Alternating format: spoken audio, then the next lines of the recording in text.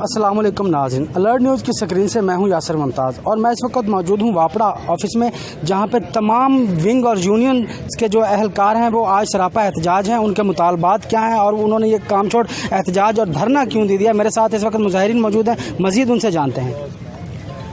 जी, हम हुकूमत वक़्त से ये मुतालबा करते हैं कि वो मज़दूरों का माशी कत्ल बंद करें और IMF के दबाव पर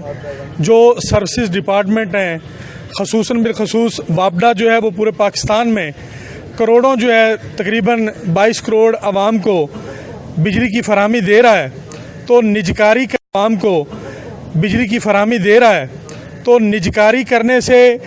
जो है मुलाजमीन का माशी कत्ल होगा और जो लोग हैं उनको महंगी बिजली मिलेगी, जिसकी मिसाल हम कराची इलेक्ट्रिक सप्लाई कंपनी की नज़र में देख रहे हैं। वहाँ कितने लोग जो हैं वो बारिश के दौरान शहीद हो गए हैं और लोगों को ना तो सही टाइम पर बिजली मिलती है और ना उनको सर्विस दी जाती है।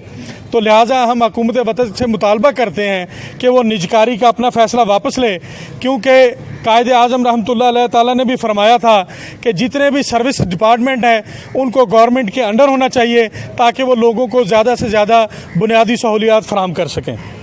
जी बिल्कुल, जैसा कि यूनियन लीडर हमें तफसील से आगाह कर रहे थे कि निजकारी की वजह से पैदा होने वाले जो मसाइल हैं उनसे उन्होंने हमें आगाह किया और वो इस हुकूमती फैसले को मुसलसल नामंजूर करते हैं और उसके खिलाफ आज सड़कों पर हैं। जी।